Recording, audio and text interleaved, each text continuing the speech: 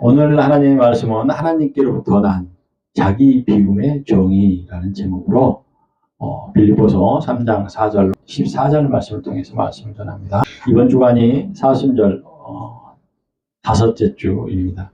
사실 사순절 기간에는 인간들의 의로움에 대해서 좀 살펴보는 그런 시간들이거든요. 의로움에 대해. 그래서 우리 스스로가 정말 의로움이라는 건 어디서 오는 것일까? 그래서 스스로 살펴보는 시간들인데, 그 이유는 뭐냐면 인간들의 의로움이라는 것은 자신들의 의로움의 방식대로 죄가 없으신 그 예수님을 십자가에 매달았기 때문에 우리가 우리의 의로움이 어떤 것인지를 스스로 되돌아봐야 된다는 거예요. 그것이 사순절 기간에 필요한 우리의 신앙적 모습이에요. 올바른 모습. 내가 사는 것이 아주 정당하고 올바르게 산다라고 우리가 자부하면서도 그 가운데에서 우리가 또한 어떠한 하나님께 범죄를 저지르고 있는지에 대해서 우리는 깊게 묵상하지 않으면은 우리는 정의롭지 못해서 또 죄를 짓지만 정의로워서 교만이 넘치게 되면 또한 더 큰 죄를 짓게 되는 거예요. 그래서 우리는 온전하게 하나님을 만나지 못하면 거룩한 행위, 그러니까 율법적인 행위를 가지고 그 행위를 다 지키고 우리가 살아가도 하나님께 범죄하는 것이요. 또한 막무가내로 그냥 막 살아가는 것. 세상에서 막 사람들하고 싸우고 막 이상한 성격을 가지고 막 이렇게 하는 것들을 통해서도 죄를 짓는 것이고. 죄를 짓는 거예요. 왜? 우리는 우리의 모습이 죄의 특성을 가지고 있기 때문에 우리의 죄. 이것이 굉장히 중요한 말씀이에요. 핵심 요지의 사순절에서. 우리가 죄인이라는 거예요. 우리가 죄인이라는 걸 어떻게 발견했어요? 우리가 예수님을 십자가에 매달았다는 거예요. 우리를 구원하러 오신 그 예수님을 우리가 십자가에 매달았다는 거예요. 그러니까 우리가 정말 올바르지 못하고 정직하지 못하고 그래서 예수님을 십자가에 매달았을까요? 우리가 정당하다라고 생각하는 것은 우리 입장에서 얘기하는 거예요. 우리 입장, 인간들의 입장에서 정당하다고. 내가 뭔 잘못을 했어? 라고 이렇게 얘기를 하는 거예요. 그런데 우리는 이미 죄 가운데 있는 거라고, 죄 가운데. 우리가 올바른 결정을 하더라도 죄 가운데 있고, 올바르지 못한 결정을 하더라도 죄 가운데 있고, 죄 가운데 있기 때문에 우리는 우리가 가지고 있는 상처적인 감정과 어떤 그 상한 어떤 그런 정오와 분노에 대한 어떤 그런 어떤 논리를 가지고 우리가 옳다라고 옳은 행위를 이렇게 자랑하게 된다는 거예요. 그래서 더 본질적인 것은 뭐냐면 우리가 아무리 옳고 그름을 따지고 의로움을 따지고 한다고 할지라도 이 죄가 우리 안에 있는 죄가 해결되어지지 않는 이상은 우리의 옳고 그름은 그렇게 자랑할 것이 아니라는 거예요. 당당할 게 아니라는 거예요. 우리가 당당하게 살아가잖아요. 아니 내가 무슨 죄를 졌어? 나는 세상에 정말 벌레 개미 한 마리도 못 죽여 이런 자랑을 하며 살아간다고 하지만 그럼에도 불구하고 우리는 부지 중에 개미를 죽일 수 있고 자기도 모르게 뒷걸음질 치다가 개미 죽일 수 있는 거예요. 자기가 나는 평생 개미 한 마리 못 죽였어 라고 이렇게 자랑하는 것은 절대적인 차원 안에서 정당하지 못한 거예요. 정당하지 못한 주장을 하는 거예요. 자기 입장에서 자기가 아는 범위 안에서 정당할지 모르겠지만 그래서 이 의로움이라는 게 뭘까? 우리 인간들이 가지고 있는 이 의로움, 정의. 의로움은 어떤 그런 마음가짐과 어떤 행위를 나타내는 그 마음가짐을 얘기한다라고 한다면 정의라는 것은 의로움의 마음가짐이 행동으로 나타나는 것. 이것을 정의라고 하는데 우리가 하는 모든 정의를 우리가 추구하잖아요. 왜 추구해요? 남들이 어떤 사람이 나에게 정당하지 못한 행동을 했을 때 내가 그 행동에 대해서 따질 수 있어야 되잖아요. 왜? 정당하지 못하니까. 정당하지 못한 거에 대해서 따지지 못하면 나는 저 사람이 사기를 치면 사기를 당해야 되는 거야, 그냥. 사기라고 생각하면 그 사기를 당하지 않기 위해서 여목조목 따져서 우리 그러한 사실, 진위를 우리가 확인해야 되잖아요. 확인해야 돼. 그래서 우리가 살아가면서 이 정의가 굉장히 중요하고 필요한 것인데 우리가 가지고 있는 이 정의. 이것이 우리가 예수님을 죽인 요인이 되어졌단 말이에요. 요인이 되어졌어요. 그 당시에 열심당원이었던 바라바를 살리고 긍휼의 사랑을 입은 구원자이신 예수님을 십자가에 매달은 그 선택자들, 이스라엘 백성들, 이스라엘의 그 지도자들이 그걸 선택을 했어요. 열심당원이었던. 열심당원들은요, 어떤 사람들인지 아세요? 정치적인 성향을 다 가지고 있는 사람들이에요. 정치 속으로 들어가게 되면, 대립적이 되어지게 되면 다툼을 불러주고, 다툼 가운데 있는 거예요. 다툼의 해월이 가운데 있는 사람들이에요. 이 열심당원들. 정치적인 해월이 바람에 그냥 갇혀 있는 사람들이에요. 그래서 더 과격해지고 더 극단화되어지고 이렇게 되어진다는 거예요. 근데 이스라엘 백성들이 그 바라바를 놔주기를 원하는 거예요. 빌라도에게 바라바를 놔주라고 이렇게 요청하는 거예요. 예수님을 십자가에 매달은. 그러면 바라바가 추구했던 그것을 풀어주라고 말했던 백성들, 그 지도자들의 정의와 예수님이 스스로 십자가에서 매달려 십자가에서 고통받으시고 죽으시는 그 정의는 무엇일까? 어떤 차이가 있을까? 오늘 그런 말씀이에요. 우리가 가지고 있는 것은요, 지극히 자기 입장적이에요. 자기 입장. 그러니까 상대방과 대립적이 있을 때 상대방의 입장과 내 입장이 달라요. 그래서 다른 그 입장대로 나는 내 정의, 의롭다 하는 그 정의를 세워요. 상대방도 마찬가지예요. 그러니까 저 사람도 자기가 정의라고 하고 이쪽에서도 정의라고 하고 하면서 싸우는 거예요. 이게 두 정의가 싸우는 거죠. 근데 이건 지극히 자기중심적이다라는 거예요. 자기중심적. 그러니까 우리가 우리의 모습을 바라볼 때 어떻게 바라봐야 하느냐. 예를 들어서 이제 이런 거예요. 자녀가 부모에 대한 입장, 부모에 대한 어떤 생각을 할 때에 대부분이 보면 단편적으로 해요. 단면적으로 한다. 1차원, 2차원적인 단편으로 이렇게 바라보고 결정을 하는 거예요. 아버지에 대한 정의, 어머니에 대한 정의, 부모에 대한. 왜 그러냐면 남의 부모 같으면 그렇게 하지 않아요. 예의를 갖추고 뭔가가 확실하지 않으면은 그런 부분들에 대해서 다시 한번 생각하게 되고 이렇게 한단 말이에요. 그러면 다시 한번 생각하고 다시 한번 점검하는 것이 바로 입체적인 생각입니다. 입체적인 생각은 뭐예요? 3차원적이고 4차원적인 입체적이라는 거예요. 생각을. 그래서 자라오면서 부모의 그 심리적 탯줄에 이렇게 메어져 있으면 그냥 그런 단면적인 차원에서 머물러 버려요. 부모를 자기와 객관화시키질 않아. 이게 분리하질 않아요. 계속 이렇게 연결시켜서 가는 거예요. 부모의 어떤 생각과 나의 생각을 분리시켜서 동등한 개체로서의 어떤 그런 결정을 하고, 물론 이제 부모들에 대한 어떤 그런 경험적인 요소가 많기 때문에 살아가면서 그런 지혜를 구하는 것과 그런 관계적인 의미는 좀 달라요. 그래서 지혜적인 것을 구하기는 하더라도 동등한 개체적인 입장에서 이렇게 부모를 입체적으로 바라보고, 부모도 나와 같은 나이가 있었어. 내가 지금 무슨 생각을 하지?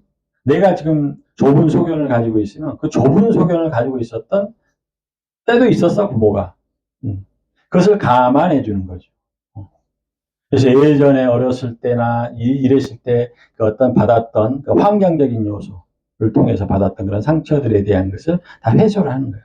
그게 부모와 내가 객관화되어지는 거예요. 내가 어른이 되어졌을 때는 그렇게 객관화를 시킬 수 있어야 돼요. 나도 내가 지금 살아가면서 내가 완벽하게 살 수 있나? 완벽하게 살 수 없는 거야, 지금. 왜? 인생을 다 살아보지, 아직까지 부족한 게 많기 때문에 완벽하게 살아질 수가 없는 거예요. 그런데 부모도 마찬가지야. 내가 어렸을 때 그 부모의 그런 어떤 경륜이나 경험들이 부족하기 때문에. 그래서 그걸 객관화하고, 이것을, 이렇게 부모의 입장을 입체적으로 이해해주고, 내 입장을 정리하고, 부모와의 관계를 이렇게 맺어가는 것. 이런 것들이 필요하다는 말이에요. 우리는 그게 모두에게 다 필요한 내용이에요. 모두에게 다 필요한 거. 우리 인간이라면 다 필요하대요. 왜냐하면 우리 인간은 제각각의 자기 입장을 가지고 있기 때문에 그래요. 그게 특별성이라고 하는 거거든요. 하나님은 우리 인간을 특별하게 지으셨어요. 한 사람 한 사람을. 다 똑같은 사람이 없어요. 제각각의. 그래서 제각각의 자기 입장들을 가지고 살아가는 거예요. 그런데 제각각의 입장을 가진 사람이 섬에 갇혀가 자기 혼자 살아가면 그 입장이 법이 되겠죠. 근데 우리는 공동체를 이루면 같이 살아가기 때문에 이 제각각의 입장에 따라서 갈등과 대립이 막 생기기 시작하는 거예요. 갈등과 대립. 이게 얼마나 큰 낭비인지 아세요? 너무나 큰 낭비라는 거예요. 그래서 인간들의 정의와 하나님의 정의에 대해서 비교해 보면요, 그래요. 인간들의 정의로움은 상호 고난과 핍박을 주고받으면서 생겨진 그 분노와 증오가 우리 인간들의 정의에 담겨져 있어요. 분노와 증오가 담겨져 있다고. 왜? 각자의 입장이기 때문에. 각자의 입장에 따른 정의에 따라서 우리는 행동을 하기 때문에 저 사람과 내가 차이가 있잖아요. 그러니까 증오심이 생기는 거예요. 나와 다르니까 증오심이 생기는 거예요. 이는 인간들의 정의에는 상호 관계적인 하나님을 떠나온, 하나님은 상호 관계적이었단 말이에요. 그런데 하나님을 떠나온 우리 인간들의 그 유전적 죄의 특성에 따라서 우리는 이러한 현상이 일어나고, 또 하나 뭐요? 이러한 죄의 특성에 따라서 우리는 우리 자식들에게 계속 대물림을 하면서 그런 성장 과정 안에서 생겨진 그 인지 체계에 그 나타나는 대립적 차이가 있어요. 대립적인 차이가 있다고. 항상 대립해야 돼요. 청소년기 돼보세요. 부모 말 들어요? 그래서 반대로 하는 청개구리 얘기가 나온 거야. 사춘기가 무조건 부모 말과는 반대로 하는 거예요. 무조건 반대로 하는 거예요. 옳고 그름이 필요 없어요. 무조건 반대하는 거예요. 반기를 드는 거죠. 무조건적으로 반대하는 거예요. 그러니까 그 시기에는 그냥 그러는 거예요. 무조건 반대를 하는 거예요. 그러니까 그거를 보는 부모는 너무 황당하고 참을 수가 없죠. 그러니까 이제 자녀하고 싸움을 하고요. 응? 너무 황당하게, 그러면 네가 반대하면 반대하는 그런 타당한 이유를 대봐라. 논리적으로 대봐라. 하면 못 돼. 몰라. 그냥 기분 나빠. 그러니까 하지 마. 하지 말라고 이렇게 하는 거죠. 이때 우리가 정말 그 사춘기 전에, 그래서 제가 말씀드린 게 사춘기 전에 나타나는 그런 감정들에 대한 것을 논리적으로 교육을 잘 시켜야 되는 거예요.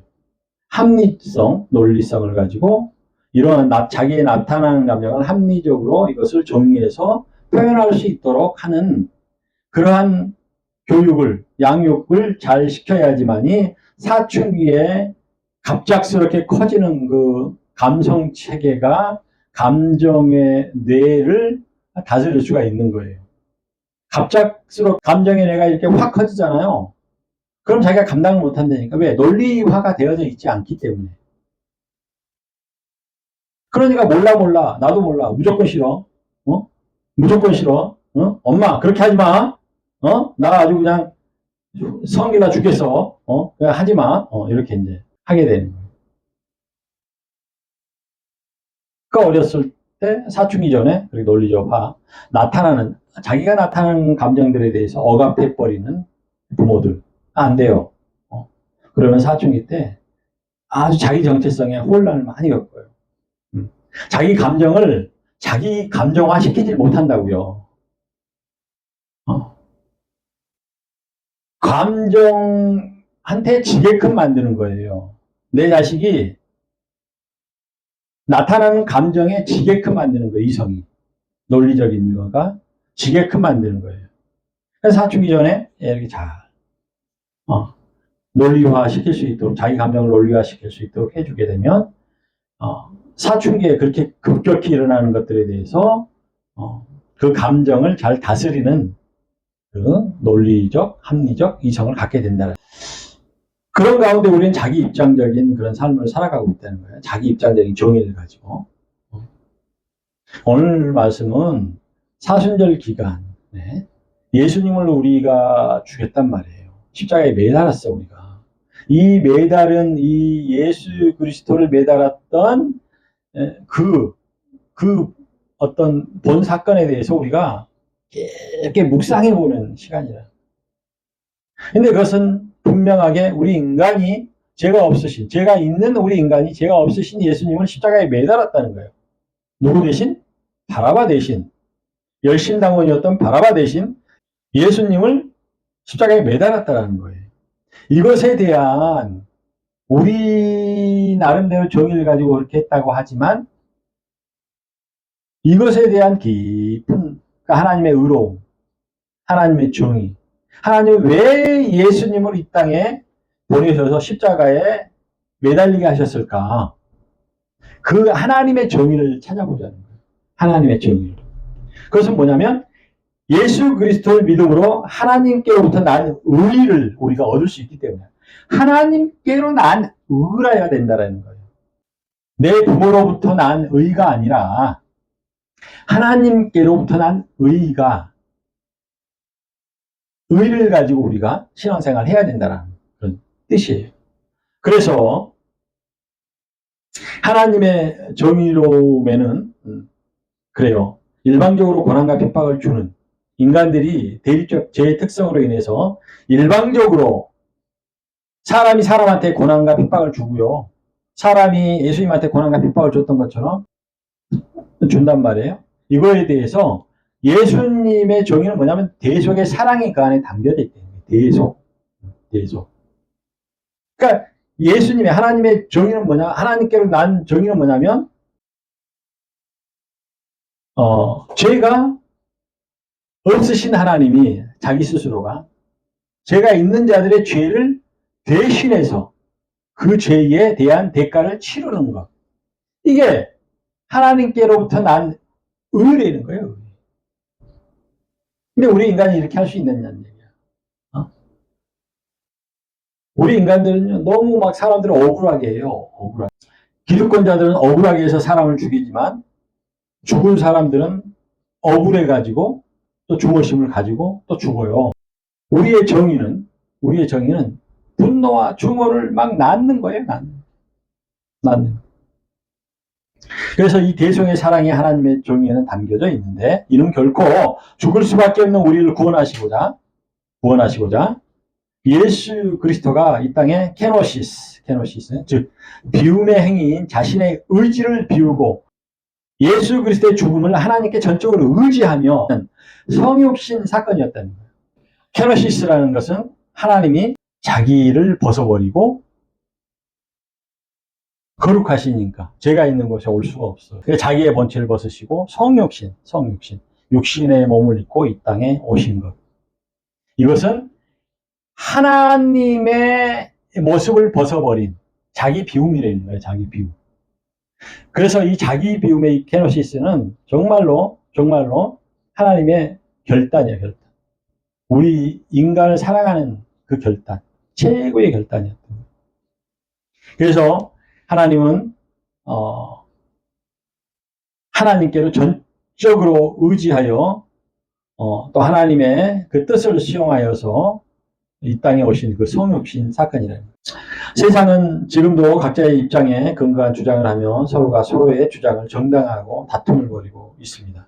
이러한 세상의 사순절 기간은 우리로 하여금 그리스도의 자기 비움의 역설적 정의를 깊게 묵상하는 그러한 시간이 되어져야 된다. 자기 비움의 역설적 정의를 깊게 묵상하는 시간. 이것이 왜 필요하느냐면 우리 인간 스스로가 자기 비움을 할 수가 없다는 거예요. 자기 비움이라는 것은 의로움을 얘기하는 것인데요. 자기 비움을 통해서 그 하나님께로부터 난 의의를 우리는 실현할 수가 있는데 우리는 죄 가운데 있으므로 우리 스스로가 자기 비움에 도달할 수 없어요. 그러니까 의로움에 도달할 수 없다는 거예요. 그래서 우리는 예수 그리스도를 의지할 수밖에 없다는 거예요. 왜? 예수 그리스도는 하나님의 모습을 비우고 이 땅에 성육신을 하신 분이기 때문에 그러므로 우리의 죄의 대가를 다 치러주신 분이고 그로 인해서 예수 그리스도는 부활의 완성을 이루신 분이기 때문에 의로움의 완성을 이루신 분이기 때문에 우리는 예수 그리스도를 믿음으로만 자기 비움을 할 수가 있다는 거예요. 그것을 말씀드립니다. 불교에서의 자기 비움 이런 거는요 정말 너무 좀 수준이 낮아요. 수준이 깊은 것 같아요. 심오한 것 같아요. 근데 그 관점 자체가 달라요. 완전히 관점 자체가 이제 수준이 좀 낮다라는 그런 뜻이에요. 그래서 우리 인간은 예수 그리스도를 통하지 않고서는 자기 비움을 할 수가 없어요. 자기 비움이 의로움이기 때문에 그래요. 이 의로움은요 자기 입장을 가지고 있는 우리 인간이 이룰 수가 없는 거예요. 포괄적인 확장되어진 이 보편성을 가진 하나님의 정의만이 자기 비움을 할 수가 있다는 그런 뜻이에요. 그러므로 바울은 오늘 본문에서 자신의 노력으로 행위적 율법을 주도했던 그 육체를 신뢰했던 과거 사울이었던 시절에 대해서 예수님을 만나는 게 이렇게 얘기를 하는 거예요. 예전에 자기가 노력했던 그런 정의들은 다 배설물과 같고 배설물과 같은 해로움으로 여겼다고 이렇게 말하는 거예요. 그리고 바울은 자신의 의로움은 행위적 율법의 정의로움에서 난 것이 아니라 예수 그리스도를 믿음으로 하나님께로부터 난 의라고 그렇게 말씀을 하는 거예요. 오늘 본문에서. 이 말씀은 비움의 의로움은 죄가 없으신 예수 그리스도만이 할 수 있으며 우리의 비움의 정의는 예수 그리스도의 믿음으로 가능하다라는 거예요. 예수 그리스도를 믿는 믿음으로 난 의로움은 하나님께로부터 난 의라. 이는 결코 죽을 수밖에 없는 우리를 생명으로 이어주는 구원에 이르게 한다라는 그런 말씀입니다. 그런 의라는 거예요. 그러므로 우리의 의는 이미 얻었다 함도 아니요 온전히 이루었다 함도 아니요 그저 예수 그리스도에 붙잡혀 하나님이 위에서 부르신 부름의 상을 위하여 달려가는 그런 의라는 거예요. 이 말씀이 어떤 말씀일까요? 우리의 의는 이미 얻었다 함도 아니라는 거예요. 내가 지금 어떠한 그 좋은 일을 하고 세상에 이로운 일을 하고 믿음 생활을 열심히 하고 했다고 하더라도 이 의로움을 결코 다 얻었다라고 할 수 없다는 거예요. 우리 행위적인 어떤 요소를 통해서 다 이뤘다고 할 수 없는 거예요. 다 이루는 것은 사실상 하나님께서 인정해 주는 거예요. 칭의를 통해서만 이루어질 수 있는 거예요. 칭의에 대한 보상이 뭐예요? 이게 면류관이래요. 면류관을 얻었다고 생각하지 말라는 거예요. 내가 했던 것들 자랑하지 말라는 거예요. 그래서 우리가 교회에 헌금을 하거나 교회에 봉사를 하거나 복음을 전파하는 일을 했거나 이렇다고 하더라도 그걸로 인해서 이미 얻었다 하지 말라는 거예요. 우리는 그저 지금 하나님의 부르심을 입어서 그 부름의 상을 받기 위해서 우리는 달려가는 과정. 지금도 우리는 그런 멸류관을 위해서 달려가고 있는. 이것이 진짜 의로움이라. 우리가 인간이 할 수 있는 의로움. 누가 조금만 뭐 하면 자랑하잖아요. 자기 자랑하려고 하잖아요. 자랑하면 다 까먹어 버리는 거예요. 자랑하면. 우리는 좋은 일을 하되 얻었다 함도 아니요. 그저 우리는 어둠에 대해서 달려가고 있는. 예수 그리스도의 그 부름의 상을 위해서 달려가고 있는 현재 우리 모습을 꼭 기억해야 돼요. 겸손이라는 것. 의로움은 이 겸손이라는 게 필요해요. 우리 인간들에게는. 겸손이라는 게 다른 말로 뭐예요?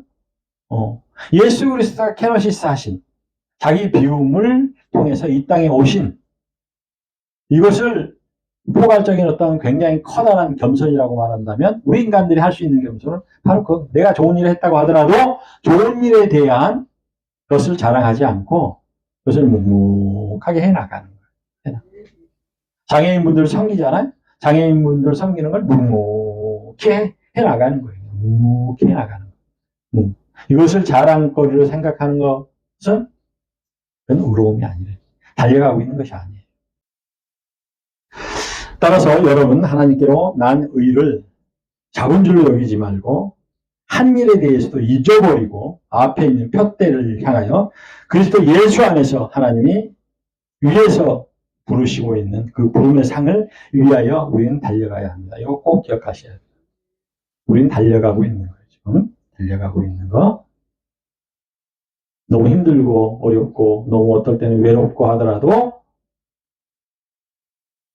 저 앞에서 예수님이 이리 와노라 하고 부름의 상.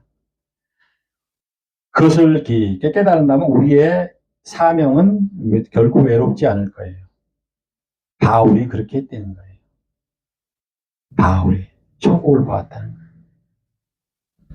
자기가 달려가고 있는 그 결승 지점을 봤다는 거예요. 그래서 외롭지 않다는 거예요. 외롭지 않대. 오늘 말씀을 잘 기억하시기 바라요.